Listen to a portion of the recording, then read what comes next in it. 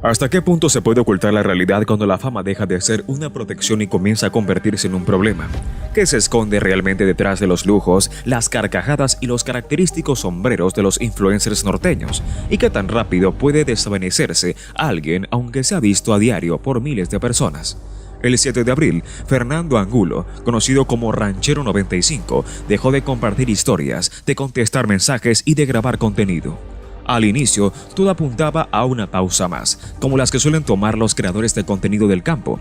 Sin embargo, esta vez se sentía algo distinto. Kimberly, su pareja, notó ese presentimiento desde el primer momento. Su familia comenzó a preocuparse y sus seguidores no tardaron en percibir que algo no estaba bien. 5 días más tarde, se publicó su ficha de búsqueda. 7 días después, las redes ardían. Cuando la situación explotó en todos los grupos, surgió un nombre que encendió aún más las alarmas: Omar García Harfuch. Él no aparece en escena por casos pequeños. Su presencia significa que hay algo grande, algo incómodo, algo que no se puede ignorar. Pero, ¿qué relación tiene Harfuch con un creador de contenido que grababa carreras de mulas y mostraba su vida con sombrero? ¿Por qué la desaparición de un influencer terminó involucrando a fuerzas especiales y cateos en casas relacionadas con figuras del entorno de Marquitos Toys? Lo que en un principio parecía la típica desaparición en un rincón olvidado del norte se transformó en una bola de nieve que no paró de crecer. Los agentes no solo revisaron una casa equivocada, encontraron mucho más que pistas, propiedades que jamás se mostraron en historias, vehículos que nunca aparecieron en los videos, armas, relojes con valor de millones, bóvedas blindadas y conexiones que nadie se atreve a admitir en público. De pronto, la pregunta dejó de ser ¿dónde está Ranchero 95? Para convertirse en algo mucho más inquietante. ¿A quién incomodaba su presencia? ¿Quién vio que no debía registrar? ¿Por qué los influencers más importantes, incluyendo a Marquitos Toys, han mantenido un silencio que pesa más que cualquier palabra? Fernando no era solo un influencer cualquiera. Su voz se había vuelto clave en el universo digital del mundo rural. Su ausencia no solo afecta a una comunidad, pone en entredicho todo lo que creemos conocer sobre la fama, el control y la influencia en ciertas regiones. Este video no repetirá lo que han dicho los medios. Aquí vamos a juntar piezas, a mostrar lo que otros prefieren silenciar, porque cuando Harfuch se involucra es porque ya no se puede ocultar nada, y lo que se encontró al allanar aquella casa tiene el potencial de cambiar por completo la imagen pública de la farándula del norte. Fernando Angulo no fue formado en un estudio con luces artificiales ni en una oficina de edición. Nació en la sierra, entre el polvo, los establos, las apuestas y los jinetes. Era conocido por todos como Ranchero 95. Comenzó como uno más, grabando carreras de mulas, pero pronto se convirtió en la voz extraoficial del mundo rural en Sinaloa. A pesar de tener solo 29 años, hablaba con una madurez que incomodaba. En algunos contextos, saber demasiado no es virtud, sino amenaza. Su canal en YouTube creció con fuerza, superó los 300,000 seguidores. En TikTok sumaba más de 500,000. Sus videos abarcaban desde competencias clandestinas hasta la vida sencilla del rancho. Lo que lo diferenciaba no era solo lo que grababa, sino cómo lo narraba, con humor, con picardía, pero también con una sinceridad punzante que otros evitaban. No se limitaba a mostrar animales corriendo, revelaba lo que sucedía detrás, el flujo de dinero, las reglas no escritas, los nombres que todos conocían pero ninguno decía. Eso lo volvió famoso. Sí, pero también incómodo. Cuando un creador de contenido empieza a tener más visibilidad que ciertos medios de comunicación y además se expresa sin censura, el panorama cambia. Fernando no era solo parte del mundo digital, representaba una nueva camada que rompía la barrera entre la vida rural y el universo de los algoritmos. Eso atrajo no solo seguidores, también atrajo atención no deseada. Influyentes como Marquitos Toys lo reconocían, lo invitaban a colaborar, lo llevaban en sus giras, pero también empezaron a observarlo personas que prefieren mantenerse lejos de las cámaras, porque donde hay grabaciones hay rastros, y Fernando capturaba mucho más de lo que aparentaba. Residía en Badiraguato, pero se desplazaba por toda la sierra. Lo encontrabas en Rayón, Agua Prieta, Nogales. Se movía por hipódromos improvisados donde las jerarquías eran más claras que las reglas. Conocía el terreno, conversaba con todos, registraba todo, formaba parte del ecosistema hasta que dejó de ser conveniente. Hay una diferencia fundamental entre ser parte y ser cronista. Mientras fue parte, lo dejaron estar, pero en cuanto su lente enfocó cosas que nadie quería ver en público, el malestar creció. Aquí viene una pregunta para ti. ¿Crees que Fernando descubrió algo que selló su destino? Déjanos tu opinión en los comentarios. Queremos saber qué piensas sobre este inquietante caso.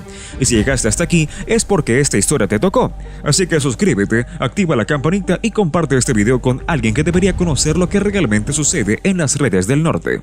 Porque lo que ocurrió en Ranchero 95 no es solo una desaparición. Es un reflejo de un sistema donde las luces de la fama a veces iluminan cosas que debieron quedarse en las sombras. ¿Y tú? ¿Te has preguntado qué tanto de lo que ves en redes es real? ¿Cuántas verdades incómodas se esconden detrás de los likes, los sombreros y las risas que vemos a diario? No era porque mencionaran nombres, sino porque no hacía falta. Bastaban sus escuadres, sus chistes, esas pausas incómodas cuando enfocaban ciertas camionetas. Su inseparable mula blanca, la Nevada, era más que su sello personal. Funcionaba como su llave de entrada a los espacios exclusivos del mundo de las carreras. Ese era su acceso, y con eso se metía en sitios donde muy pocos lograban entrar. El dilema surgió por lo que llegó a registrar una vez, que ya estaba dentro. Sus fans lo veneraban, lo percibían como alguien genuino. Pero para quienes regulan ciertos entornos, la autenticidad no siempre es bienvenida, porque quien expone demasiado se vuelve difícil de prever. Y si hay algo que no se admite en esos círculos, es precisamente la falta de previsibilidad. Fernando no contaba con guardaespaldas, ni con contratos millonarios, ni representantes que filtraran sus palabras. Se manejaba por su cuenta, y su protección radicaba en seguir pareciendo uno del montón.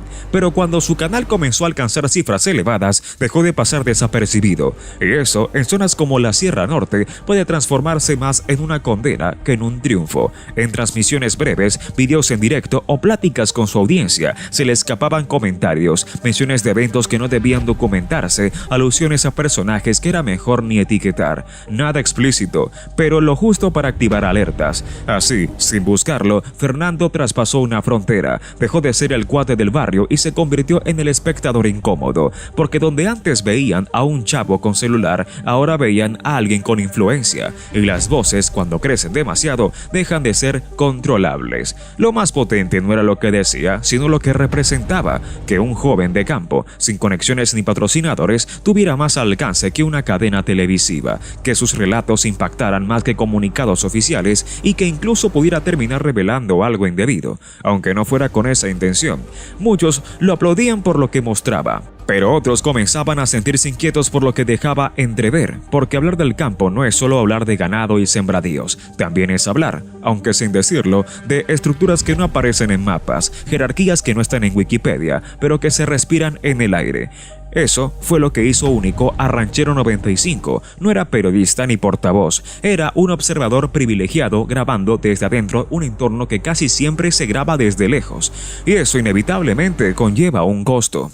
Su desaparición no puede interpretarse únicamente como un drama individual. Es una advertencia, un indicio, una prueba de que incluso en esta era digital existen reglas que no se rigen por algoritmos. Y si eso es así, la interrogante deja de ser ¿quién fue Ranchero 95? Y comienza a ser ¿por qué decidieron silenciarlo? El 7 de abril, la narrativa dejó de avanzar. No hubo nuevas publicaciones, ni clips, ni historias en Instagram. Lo que al principio parecía una pausa táctica pronto se convirtió en una ausencia demasiado evidente, porque cuando alguien como Ranchero 95 enmudece, se nota. Pasaron 1, 2, 3 días y nada, ni una reacción ni una mención. En un entorno donde cada instante sin contenido se interpreta como mensaje, el silencio se volvió pesado. Pero fue hasta el quinto día que su pareja, Kimberly Monson, decidió hablar. Lo hizo de forma directa, sin filtros ni preparativos. Compartió en sus redes la ficha de localización que nadie más se había atrevido a publicar. Si tú supieras toda la gente que te estamos esperando, escribió. Y con eso, la aparente calma se quebró. Lo que antes era conjetura se transformó en alarma. No se trataba de una escapada ni sin previo aviso. No era una desconexión planificada. Fernando simplemente había desaparecido y nadie sabía el motivo.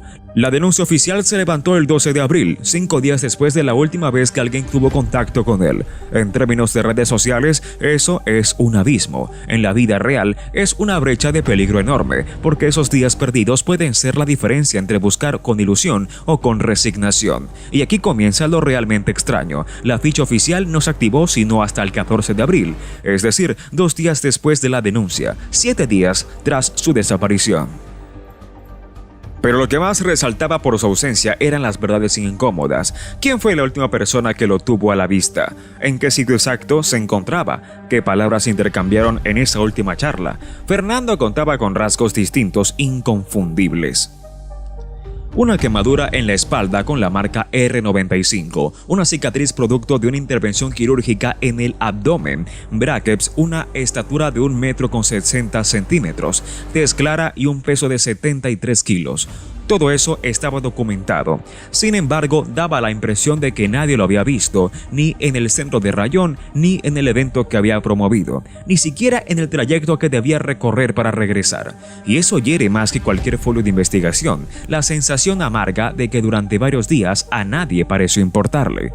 Las instituciones permanecieron pasivas hasta que las redes sociales comenzaron a alborotarse. Si Kimberly no hubiera subido esa publicación, tal vez aún estarían evaluando el caso con lentitud, porque esto no se trata de alguien anónimo, sino de una figura pública, un creador de contenido con cientos de miles de seguidores y presencia digital constante. Y aún así, su desaparición fue manejada como la de cualquier persona más, como si su fama no sirviera para acelerar los procedimientos, sino para entorpecerlos. La denuncia activó a las autoridades, sí, pero con retraso. Rayón, la UES y sus cercanías fueron el epicentro inicial. Se organizaron operativos, inspecciones y rastreos, pero la gente de las comunidades ya lo sabía. Cuando llegan los uniformados, ya es tarde, porque en esos parajes el tiempo no se cuenta en segundos, sino en secretos, y cuando alguien se esfuma, todos conocen una parte, pero ninguno la comparte. La familia de Fernando no solo tuvo que cargar con la incertidumbre, sino también con la apatía, enfrentándose a ese muro burocrático diseñado para dilatar,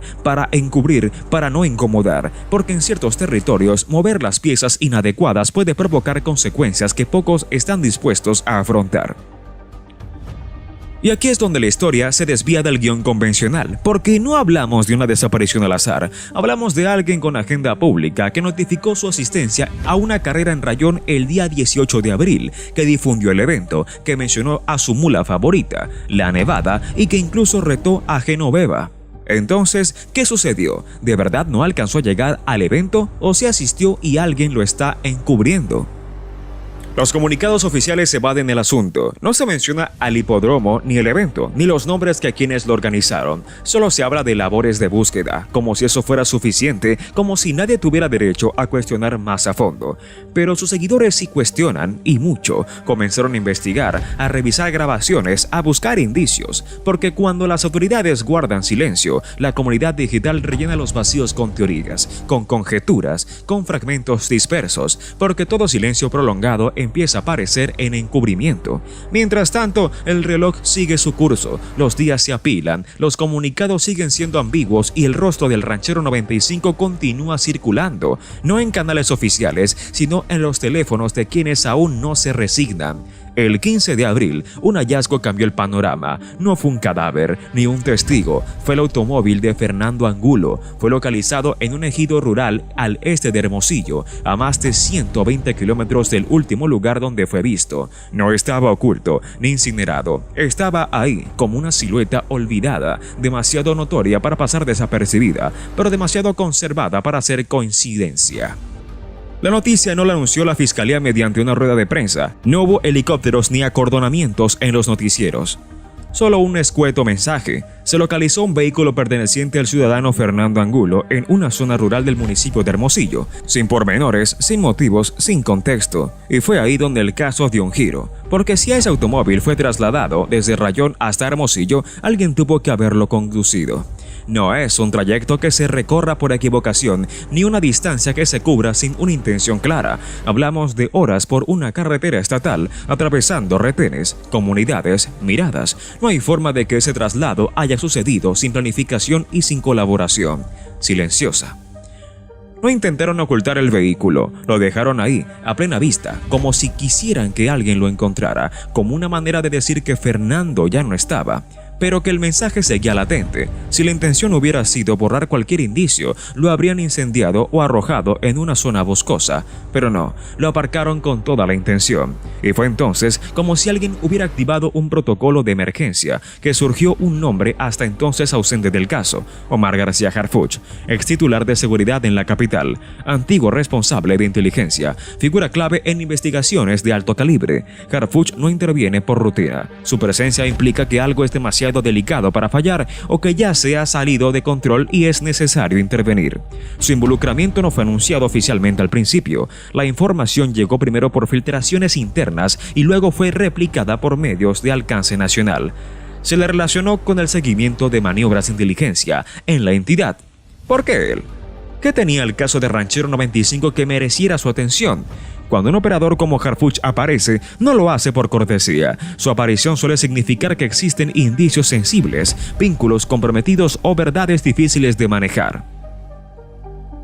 Eso fue lo que encendió todas las alertas. El asunto dejó de ser regional para convertirse en una cuestión nacional, una especie de bomba esperando estallar. Ese mismo día comenzaron los operativos. En Rayón, en West, en Hermosillo, entraron a casas, ranchos, almacenes, usaron vehículos tácticos, drones, unidades caninas, pero no solo buscaban a Fernando, querían saber qué sabía, qué grabó, qué pudo haber dicho sin querer. Porque cuando alguien desaparece, lo primero que se busca es a la persona. Pero cuando su auto aparece intacto, lo que se persigue ya no es el cuerpo, sino la información que pudo haber llevado consigo. Así, el foco dejó de estar en Fernando y se centró en su entorno. Uno de los primeros sitios intervenidos fue una propiedad atribuida, según reportes locales, a un allegado de Marquitos Toys. No se trataba de una vivienda ordinaria, sino de un rancho con vigilancia privada, cámara de seguridad, vehículos de alta gama. Nada que esperes encontrar en plena sierra, pero sí en un videoclip, solo que sin la banda sonora de corridos.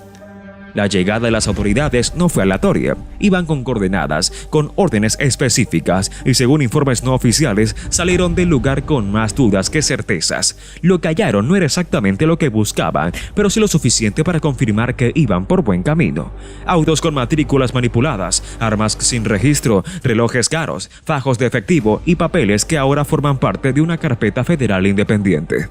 Y mientras tanto, en redes sociales el silencio se volvió abrumador. Marquitos Toys no hizo comentario alguno, Kevin Castro tampoco. Ninguno de los creadores de contenido cercanos a Ranchero 95 subió una historia, una imagen, una sola palabra, como si hubieran decidido desaparecer junto a él. Para muchos, eso fue la señal definitiva de que había algo más tras todo esto, porque cuando alguien se ausenta, sus cercanos suelen alzar la voz, pero si todos callan, es porque saben que hablar tiene un costo, y en este caso parece ser demasiado elevado. El hallazgo del automóvil fue el punto de inflexión. A partir de ahí, la situación dejó de ser una búsqueda desesperada y se convirtió en una pesquisa de alto nivel, no solo por la presión del público, sino por lo que podría estar detrás: redes de protección, operaciones de lavado de activos, conexiones entre el mundo del espectáculo digital y ciertos círculos de poder. Porque el universo de los influencers del norte no se limita a sombreros, risas y paseos a caballo. Es un engranaje complejo, un sistema donde no todos son los creadores.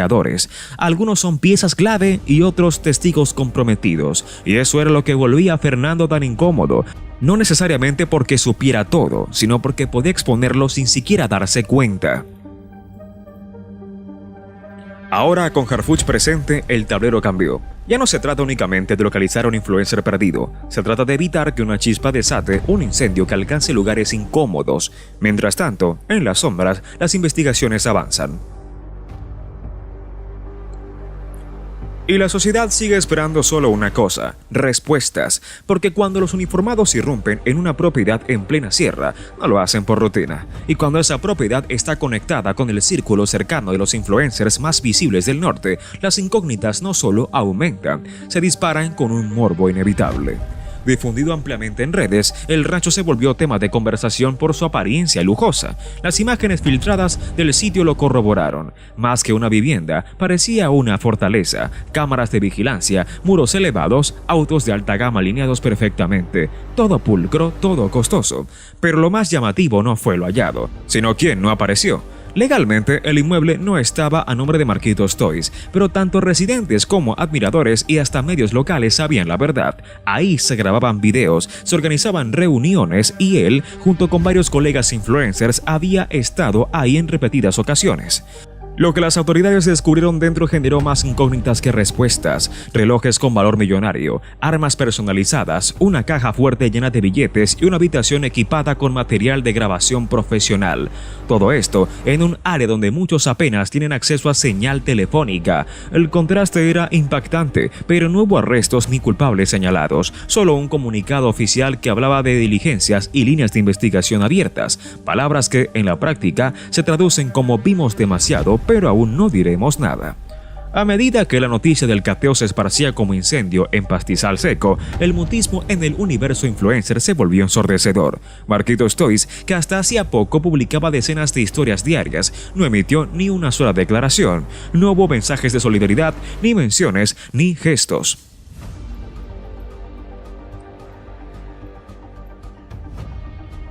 Su perfil de pronto se llenó de publicaciones recicladas y música, como si Fernando nunca hubiera existido, como si nunca hubieran colaborado o compartido escenario. Lo mismo sucedió con Kevin Castro, Danny Flow y otras figuras reconocidas del espectáculo en el norte.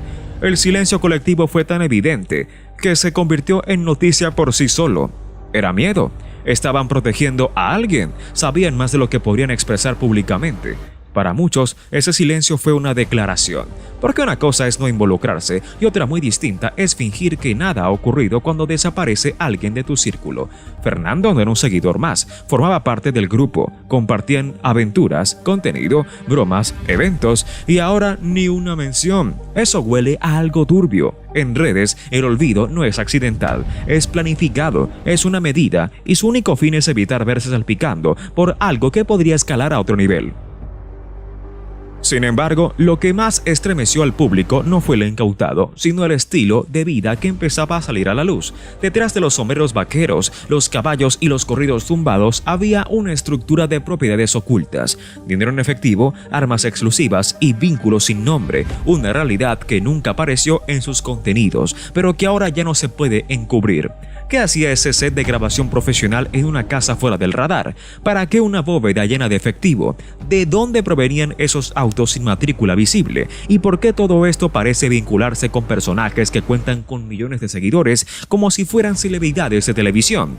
La imagen de Marquitos Toys, hasta entonces intocable, comenzó a fracturarse, no por una acusación concreta, sino por una omisión escandalosa: no decir nada, desaparecer justo cuando alguien cercano necesitaba respaldo, porque en ese mundo la fidelidad se prueba en los momentos difíciles y el silencio puede ser más atronador que 1000 palabras. Los seguidores, por su parte, se dividieron. Algunos salieron en defensa de sus ídolos. No pueden hablar de un caso abierto, no te metas en líos ajenos, decían. Pero otros comenzaron a cuestionar todo. ¿Por qué nadie se pronuncia? ¿Por qué guardar silencio si no hay nada que esconder?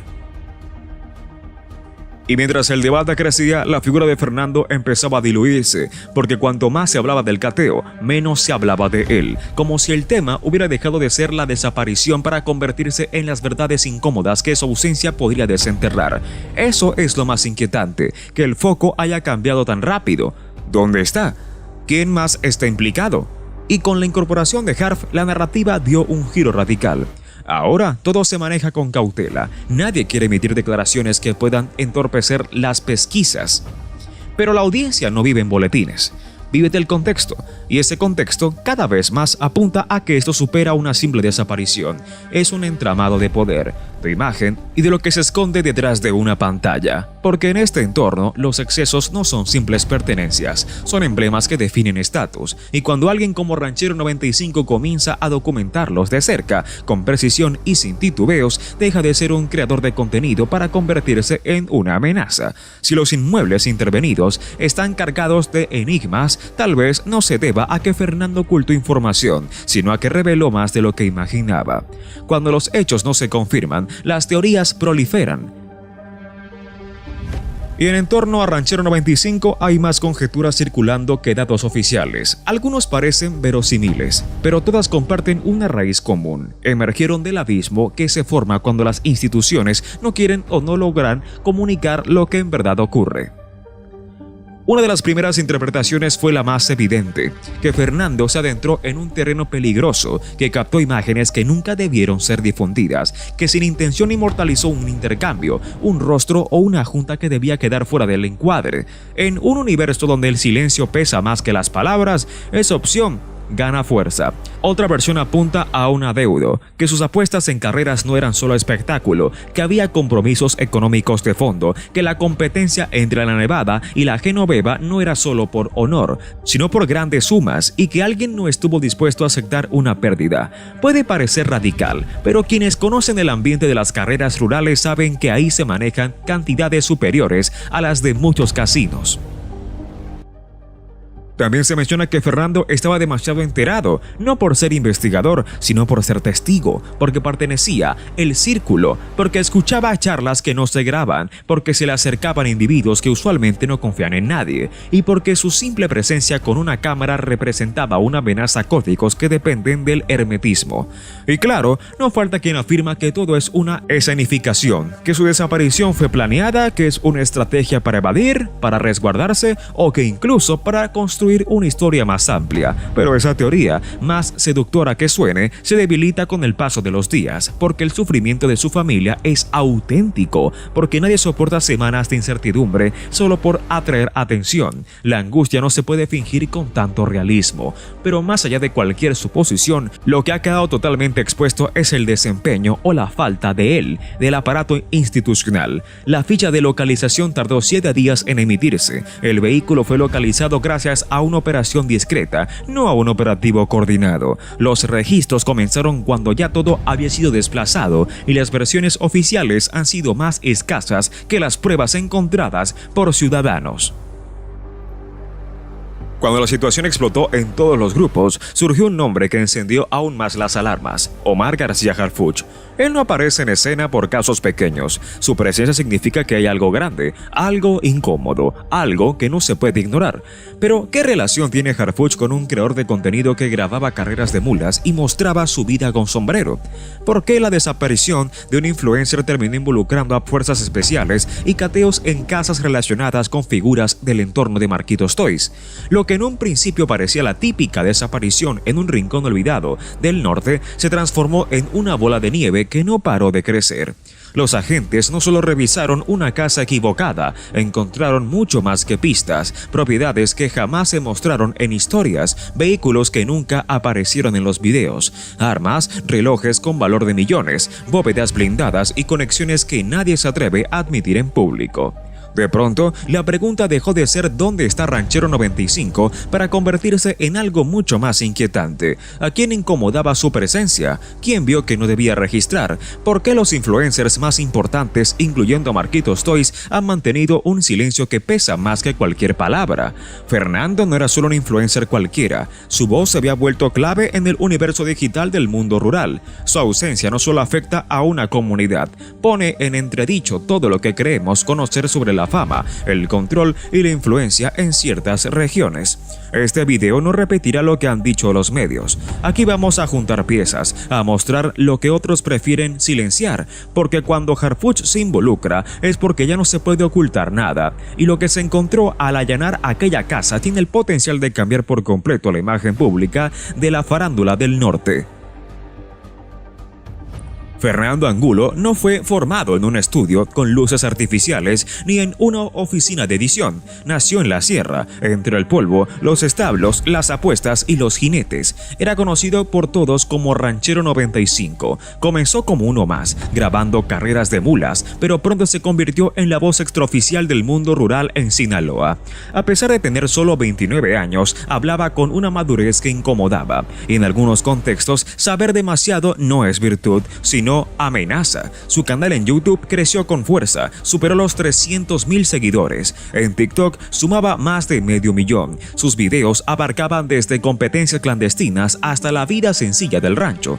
Lo que lo diferenciaba no era solo lo que grababa, sino cómo lo narraba, con humor, con picardía, pero también con una sinceridad punzante que otros evitaban. No se limitaba a mostrar animales corriendo, revelaba lo que sucedía detrás, el flujo de dinero, las reglas no escritas, los nombres que todos conocían pero ninguno decía. Eso lo volvió famoso. Sí, pero también incómodo. Cuando un creador de contenido empieza a tener más visibilidad que ciertos medios de comunicación y además se expresa sin censura, el panorama cambia. Fernando no era solo parte del mundo digital, representaba una nueva camada que rompía la barrera entre la vida rural y el universo de los algoritmos. Eso atrajo no solo seguidores, también atrajo atención no deseada. Influyentes como Marquitos Toys lo reconocían, lo invitaban a colaborar, lo llevaban en sus giras, pero también empezaron a observarlo personas que prefieren mantenerse lejos de las cámaras, porque donde hay grabaciones hay rastros, y Fernando capturaba mucho más de lo que aparentaba.